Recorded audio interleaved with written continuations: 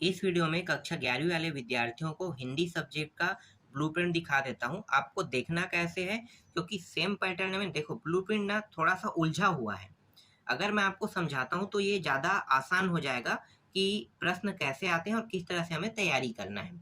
ठीक है, तो चलो मैं आपको दिखाता हूँ। हिंदी सब्जेक्ट का है, देख लो। कक्षा 11वीं का है, पूर्णांक रहेगा 80 नंबर का और समय 3 घंटे का रहेगा। ठीक है, कुल जो प्रश्न है 1 से लेके 8 तक के प्रश्नों की संख्या, मतलब 8 अंक के प्रश्नों की संख्या रहेगा। यहाँ पे देखो काफ़ी कन्फ्यूजन भरा टॉपिक है। यहाँ पे खंड जब क रहेगा उसमें अपठित क्या रहेगा, अंश। ठीक है, तो अपठित गद्यांश मान लो, तो अपठित गद्यांश सिर्फ एक आएगा। लेकिन यहाँ पे अगर ध्यान से देखोगे तो ये क्या कह रहा है, अति लघु उत्तरीय प्रश्न क्रमांक प्रश्न 2 आएंगे, एक एक नंबर के। लघु उत्तरीय 2 चार प्रश्न आएगा, ऐसा दिया हुआ ना। ऐसा कुछ नहीं है, समझो इसे। ये क्या है, ये गद्यांश है। एक गद्यांश आएगा, सिर्फ एक गद्यांश, जो 10 नंबर के रहेगा। ये जो 10 नंबर है ना, 10 नंबर का एक गद्यांश आएगा।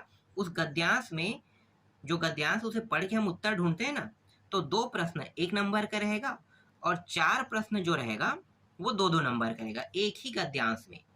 समझो, उस गद्यांश से ही हम ढूंढते हैं ना, उसी गद्यांश से 4 प्रश्न 2-2 नंबर के और 2 प्रश्न 1-1 नंबर का आएगा, ये कह रहा है। ठीक है, मतलब प्रश्नों की संख्या सिर्फ एक ही रहेगा। ठीक है, बड़ा जो प्रश्न है उसी से आपको ढूंढना है, इन 6 प्रश्नों के उत्तर इससे ढूंढना है, ये कह रहा है। समझो ना जो मैं आपको बता रहा हूँ। अगर आप इसे अच्छे से नहीं समझोगे तो फिर आप गलत कर दोगे इसमें। दूसरा क्या है, अपठित काव्य बोध कह रहा है। अपठित काव्य बोध, ये भी क्या है, ये काव्यांश है। गद्यांश जैसे होता है ना, वैसे ही कविता। तो कविता को जब आप पढ़ोगे तो एक कविता रहेगा, उसके अंदर 6 प्रश्न रहेंगे। इन 6 प्रश्नों का उत्तर आपको इस कविता में ढूंढना है। ये दूसरा प्रश्न है आपका। ठीक है, और दोनों को मिलाकर कितने अंक आएगा, टोटल आ जाएगा आपका ये 16। ठीक है, दोनों मिला के 16 अंक आएगा इससे। 2 प्रश्न बन जाएंगे, बहुत आसान है ढूंढने वाला। ठीक है, आगे दिखाता हूँ आप। देखो यहाँ पे क्या है, खंड ख दिया हुआ है ना। खंड ख में निबंध लेखन लिखने को मिलेगा आपको। कार्यालय पत्र। ठीक है, कार्यालय बस नहीं होता है, एक और होता है जिसे हम इनफॉर्मल लेटर कहते हैं। इंग्लिश में मुझे नाम पता है, इनफॉर्मल लेटर। जैसे मित्र को पत्र, पिता को पत्र, बधाई पत्र, ये इनफॉर्मल लेटर होता है। और एक कार्यालय मतलब सरकारी पत्र। ठीक है, जैसे आपने प्राचार्य को लिखते हो, ध्वनि विस्तारक यंत्र के लिखते हो, कलेक्टर को, तो ये कार्यालय पत्र होता है। तो निबंध 8 अंक आएगा और ये 250 शब्दों में लिखना है आपको। 250 से 300 शब्दों में, याद रखना। ठीक है, निबंध क्या क्या हो सकता है भाई, निबंध के नाम से नहीं आता आजकल, तो वो थोड़ा चेंज हो गया। कला संस्कृति के बारे में लिखिए, दूरसंचार के बारे में लिखिए, मोबाइल क्रांति के बारे में लिखिए, खेलों के महत्व के बारे में लिखिए, ऐसे ही रहता है निबंध। कंप्यूटर के जानकारी के बारे में लिखिए, इस तरह से नाम दिया रहता है। और ये सब क्या है, ये सब निबंध है। देखो नाम कई प्रकार से रहते हैं, बस आपको समझना है कि निबंध कैसे आएगा। क्योंकि 10वीं तक जो निबंध आया है वो हिंदी में 11वीं में वैसा निबंध नहीं आता है। आप कंप्यूटर के पढ़े, कंप्यूटर की आ जाए, नहीं, चेंज हो चुका है। ये सीबीएसई पैटर्न में है, तो सीबीएसई पैटर्न में थोड़ा सा अलग आएगा। कार्यालय पत्र मैंने बता दिया है। ठीक है, ये आएगा 5 नंबर का। अब यहाँ पे देखो, जन संचार माध्यम और पत्रकारिता के विभिन्न आयाम कह रहा है। ठीक है, एक एक अंक के 4 प्रश्न आएगा। एक एक अंक के 4 प्रश्न देखने को मिलेगा। ये कुछ नहीं है, बस नॉर्मली प्रश्न दिया रहेगा, आपको उसका उत्तर एक एक अंक में देना है, मतलब एक एक शब्दों में देना रहेगा।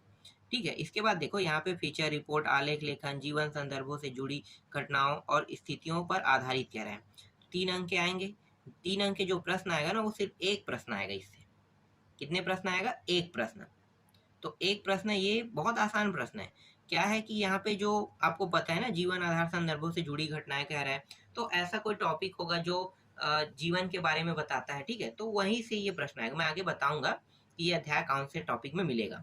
ठीक है, 3 अंक के एक ही प्रश्न आएगा। इसके बाद खंड ग में आते हैं।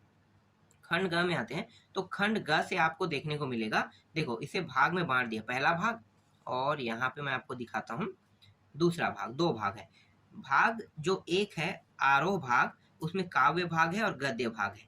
इसका मतलब क्या है पता है, काव्य भाग मतलब यहाँ से प्रश्नों के उत्तर आएंगे, प्रश्न पूछा जाएगा और आपको सीधा उत्तर देना है। तो यहाँ पे देखो, एक है काव्यांश का अर्थ ग्रहण लिखा हुआ है ना, अर्थ ग्रहण। तो ऐसे वाले जो अध्याय जो अर्थ ग्रहण से संबंधित है, उसमें आपको 2-2 अंक के 6 अंक आएगा यहाँ से। तो 2-2 अंक के 3 प्रश्न देखने को मिलेगा। इसके बाद सौंदर्य बोध वाला जो टॉपिक रहेगा जिसमें खूबसूरती के बारे में बताया गया हो, ऐसे अध्याय हैं। ठीक है, ये सब काव्यांश है ना, ऐसे अध्याय हैं। उससे आपको 6 अंक के प्रश्न देखने को मिलेगा, लेकिन 3 अंक के 2 प्रश्न देखने को मिलेगा। और यह कविताओं की विषय वस्तु पर आधारित है। ठीक है, ये विषय वस्तु से संबंधित है। तो 4 नंबर के प्रश्न आएगा और 2 अंक के 2-2 प्रश्न आएगा। ठीक है, 2 प्रश्न ही आएगा यहाँ पे 2 अंक के। इसके बाद ब में देखो गद्य भाग। गद्य भाग पर देखो अर्थ ग्रहण वाला आधारित टॉपिक रहेगा। उससे आपको 7 अंक के प्रश्न देखने को मिलेगा। एक प्रश्न 1 अंक का रहेगा और और यहाँ पे 2 अंक के 3 प्रश्न देखने को मिलेगा। ठीक है, इसके बाद पाठों की विषय वस्तु पर आधारित कह रहा है, तो 9 अंक के प्रश्न देखने को मिलेगा, जो 3-3 अंक के 3 प्रश्न देखने को मिलेगा। ठीक है, ये सब पाठ वाला है ना, पाठ में जो प्रश्न उत्तर दिए रहते हैं ना, उसको पढ़ोगे तब ये आता है। इसके बाद विषय वस्तु पर प्रश्न कह रहा है। ठीक है, ये विषय वस्तु पर प्रश्न दीर्घोत्तरीय प्रश्न 4 अंक के 1 मिलेगा और निबंधात्मक प्रश्न, मतलब ये निबंध से संबंधित प्रश्न है, और 2 प्रश्न आपको आपके एग्जाम में देखने को मिलेगा। इस तरह से प्रश्नों की जो कुल संख्या यहाँ पे तो बताया नहीं है, लेकिन 21 प्रश्न आपको टोटल देखने को मिलेगा आपके एग्जाम में। तो जैसे जैसे मैंने बताया वैसे ही आपको क्या करना है, तैयारी करना है। आगे मैं आईएमपी बता दूंगा, इन टॉपिकों में से कौन कौन से प्रश्न आते हैं, कैसे प्रश्न आते हैं, इनकी पूरी जानकारी मैं आपको जल्द ही प्रोवाइड करा दूंगा।